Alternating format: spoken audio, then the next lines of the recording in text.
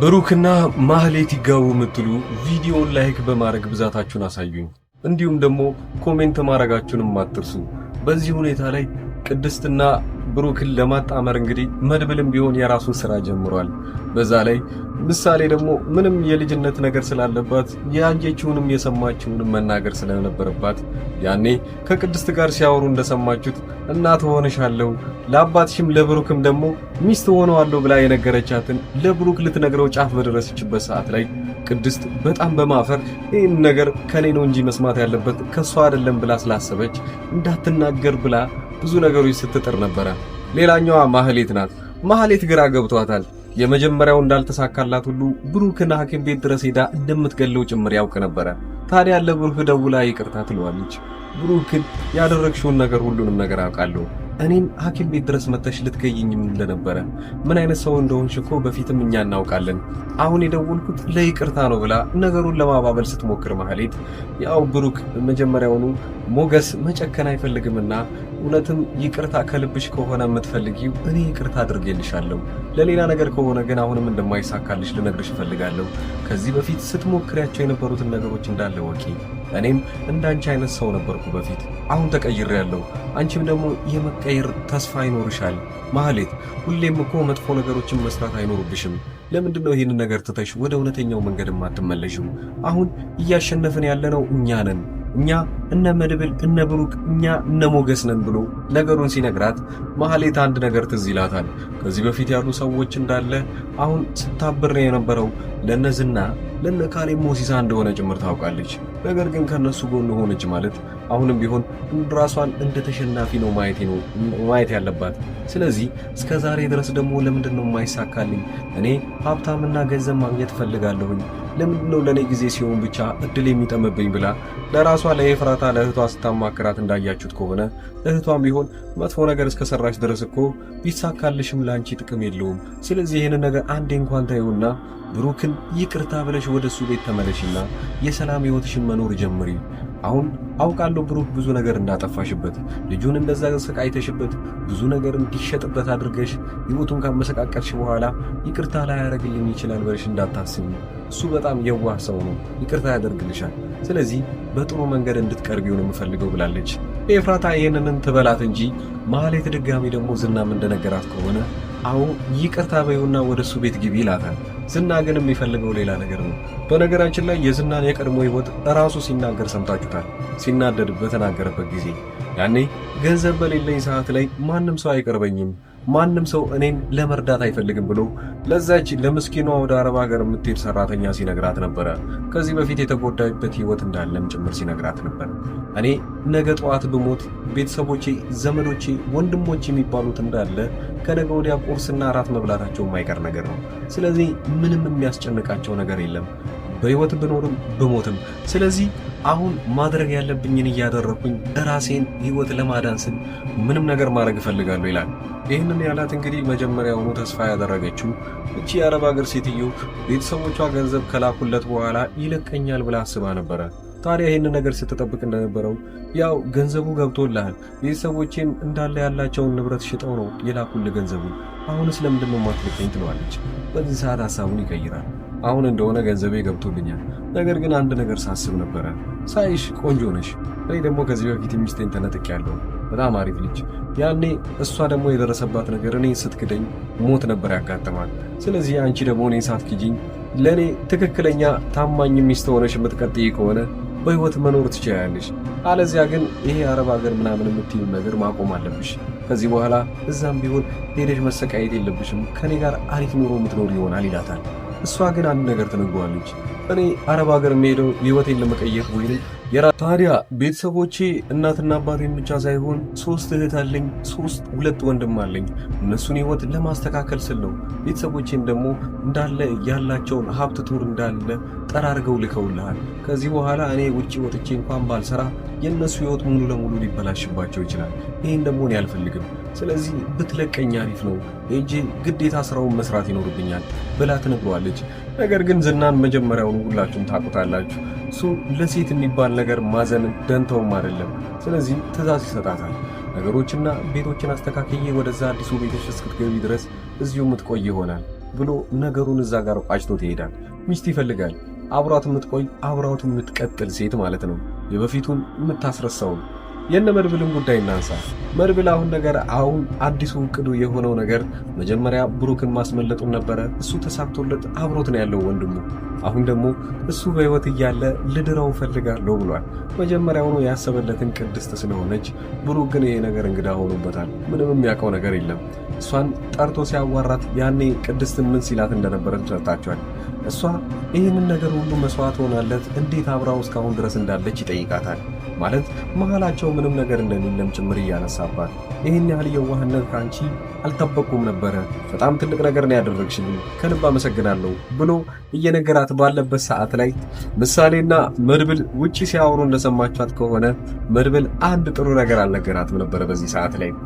አሁን ላይ ቅድስትና አባትሽ ሌላ ወንድም ሊሰሩልሽ እዛ ናቸው፣ ስለዚህ እንዳትረብሻቸው ብሎ እየነገራት ባለበት ሰዓት ላይ አይ ሄጄ ማየት አለብኝ ብላ አስጨንቀው ወደዛ ቤት ትገባለች።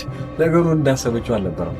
ሁለቱ እያወሩ ባለበት ሰዓት ላይ ወንድሜ እኮ ወይንም መድብል እኮ አሁን ሁለቱ አንድ ላይ ልጅ እየሰሩ ነው ብሎ ስለነገረኝ መጥቼ ላያቸው ነው ብላ ሁለቱንም ታሳፍራቸዋለች። በተለይ ቅድስት በጣም ነበር ያፈረችው፣ ምን ማለት እንደሆነ ለእሷም ስለሚገባት ማለት ነው።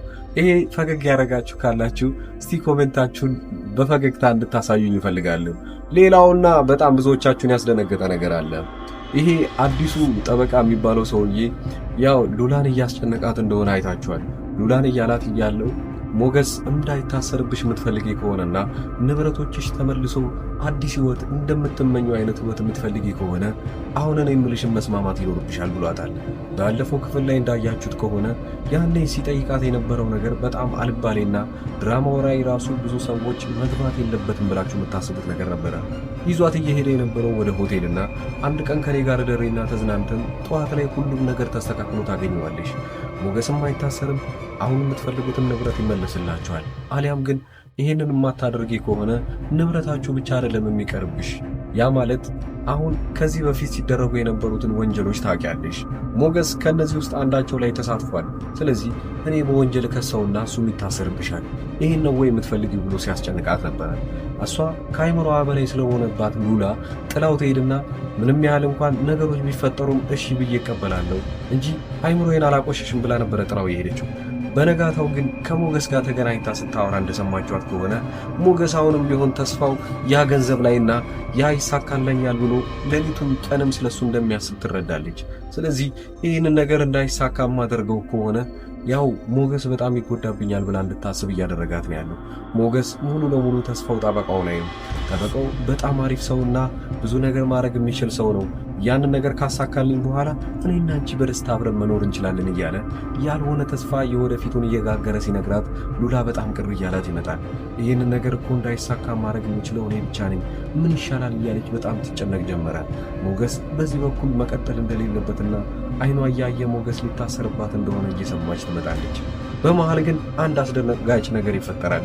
ሰውየው ይደውልና ይሄ ጠበቃ ተብየው ለሞገስ እንኳን ደስ አለ፣ ከነገ ጀምሮ ስራዬን መጀመር ይሆናል። በዚህ ሁኔታ ላይ በቅርብ ጊዜ ውስጥ በዚህ ሳምንት ውስጥ ብቻ ሙሉ ንብረቶች ይመለሳሉ፣ ለሚስትህም ነገራትና እንኳን ደስ አለሽ በላት ይላታል። ይህን ነገር ሲል ሉላ ግን አልደነቃትም ነበረ። አብረው ከጎኑ ተኝታ ስታዳምጥ ነበረ ሁሉንም ነገር። ግን ያ ማለት እንዴ እኔ እምቢ ሳልለው ተስማማ እንዴ ብላ እንድታስብ እንኳን አላደረጋትም። ቢያንስ ደስ ይላት ነበረ። ነገር ግን ደስ ሳይላት እንደውም ሞገስ እየቀሰቀሳት ነይ እንጂ በቃ የሆነ ደስታችንን እናክብር ብሎ ሊያነሳት ቢሞክርም ግን እሷ እንደተኛ ሰው ሆና በዛው አሳልፈዋለች። ደስ ያላላት ለምን ይሆን? መጀመሪያውኑ ቀድማ ለዛ ሰውዬ ተስማምቻለሁ ብላው እንዳይሆን። ይሄንን ነው ሁላችሁም ስትፈሩት የነበረው። ምክንያቱም እሷ ሳትደውል ይሄ ሰውዬ ያለምንም ምክንያት ደውሎ ለሞገስ ስራውን እጀምራለሁ በቅርቡ እና አንተም ቢሆን ንብረትን ታገኛለህ ብሎ አብረው ሊደሰቱ አይችሉም ነበረ። በጣም አስፈሪ የሆነ መጥቷል። ቀጣዩ ክፍል ላይ ምን የሚፈጠር ይመስላችኋል? የራሳችሁን ግምት እያስቀመጣችሁልኝ እዚህ ቻናል ላይ አዳዲሶች ሰብስክራይብ በማድረግ በዚሁ አጋጣሚ ደግሞ እቃዎችን እኔ አዲስ አበባ ውስጥ ቁጭ ብዬ ለሰው እየላኩ ይገኛለሁ። አብዛኞቻችሁ እንደዚህ አይነት ማስታወቂያዎችን አይታችኋል።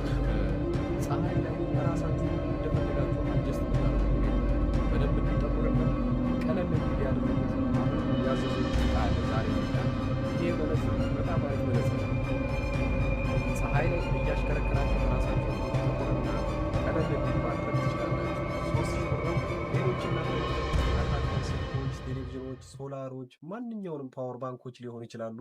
ዝርዝር መረጃ የያዘ ቪዲዮ ከዚህ በመቀጠል ማሳያችሁ ይሆናል። እሱ ላይ ያለውን ነገር ተመልክታችሁ እኔን ዕቃ ማዘዝ ትችላላችሁ። መልካም የምንልካቸው ዕቃዎችን እንያቸው። ሁለት ሳምሰንግ የተመሳሳይ ስልኮች ናቸው። እነዚህ ስልኮች በ17,000 ብር ብቻ አዲስ የመጡ ስልኮች ናቸው። ኦልሞስት 4 ወር አካባቢ ነው የሆኑት አዲስ ከወጡ ማለት ነው ስልኮቹ ራሱ እና አንድ ሰው ብቻ ነው ሁለት ያዘዘኝ። ሌላው የሶላር ዕቃዎች ለምሳሌ ለዘመዶቻችሁ አገር ቤት ሊሆኑ ይችላሉ ያሉት እነዚህ ሶላሮችን ያዘዙኝ አሉ። ዛሬ የምናደርሳቸው ይህን ሶላር ትንሽ ነገር ልበላችሁ። በመጀመሪያ ደረጃ ይሄ የራሱ ማጠራቀሚያ ነው እና እነዚህ ሁለቱ ፓኔሎች ጣራ ላይ ተደርገው ሁለቱን ባንዴ ነው የሚሞሉት ወዲያውኑ ማለት ነው። በጣም ትልቅ ጉልበት ያላቸው ሶላሮች ናቸው እነዚህ። ከዚህ ላይ ቻርጀሮች ምናምን መጠቀም ይችላሉ ለስልካቸው ማለት ነው ራሱ ስለሚይዝ። እነዚህ 4 አምፖሎች ደግሞ ማንኛውም ቦታ በገመድ ይሰቀላል። ለምሳሌ እነዚህ ገመዶች በጣም ረጅም ናቸው። የራሳቸው ማብሪያ ማጥፊያ አላቸው እንደምታዩት እና አንዱን ጣራ ላይ አርጋችሁት መሬት ላይ ደግሞ ይሄንን ማብሪያ ማጥፋ ማስቀመጥ ይችላል። ልክ እንደ ዋነኛው ኤሌክትሪክ ዝርጋታ ነው እነዚህ የሚቀመጡት እና ፓወር ባንኩም አንድ ቦታ ነው የሚቀመጠው የራሱ። ሶላሩ ደግሞ ውጪ ነው የሚደረገው ጣሪያ ላይ። ከዚህም በኋላ ምንም እኛ መሰካካት ቻርጅ ማድረግ ምናምን አይጠበቅብንም። ራሱ ሶላሩ ፉል ያደርገዋል። እኛ ማታ ብቻ እነዚህን አምፖሎች መጠቀም ብቻ ነው። በጣም ባሪፍ ዋጋ በ14,000 ብር ብቻ ማለት ነው። ሁለቱን ሶላርና 4 አምፖል ያለው እንደዛው ሶላር የሚቀንሱ ደግሞ ሌሎችም አሉ። በጣም የሚቀንሱ ከ6,000 ብር ጀምሮ አሉ ሶላሮች ለቻርጀር እና ለቤት ውስጥ አምፖሎች የሚሆኑ ለተለያዩ ነገሮች። በዛው ልክ ደግሞ ከፍ እያሉ የሚመጡ አሉ። እስከ 40,000 ብር የሚሸጡ ትላልቅ ለምሳሌ ቲቪዎችን ምናምን እንዲሰራ የሚፈልጉ ሶላሮች አሉ። እነዛ ከ30,000 ብር ጀምሮ እስከ መጨረሻው እስከ 100 ምናምን የሚሸጡ ሶላሮች አሉ። እናንተ የፈለጋችሁትን ማዘዝ ትችላላችሁ። ስልኮችም እንደተባለው ብዙ ስልኮች የምታዘዘው ስልክ ላይ ነው እና አሁን ይሄ አንድ ሰው ቦታ ላይ የሚላክ ነው። ከዚህ በፊት ልጅቷ አዛ ያንን ከደረሰላት በኋላ ልክ ነው ብላ ለጓደኛዋ ደግሞ ከዛ በኋላ ያዘዘችው ስልክ ነው። በጣም አሪፍ ስልክ እና ይሄ ስልክ ከወጣ ቢያንስ 4 ወር ምናምን ቢሆነው ነው። እናንተም እንደዚሁ ማዘዝ ትችላላችሁ። ሌሎች ያዘዙ ልጆች ደግሞ ከዚህ በመቀጠል ማሳያችሁ ነው። እናንተ የምትፈልጉትን ዕቃ ብቻ በዋትስአፕ በቴሌግራም እና በኢሞ ለኔ መናገር ብቻ ነው የሚጠበቅባችሁ። ከዛ ዋጋውን ከተስማማንና ቦታውን ካወቅም በኋላ እናንተ ወዲያውኑ ዕቃው የሚደርስላችሁ ይሆናል።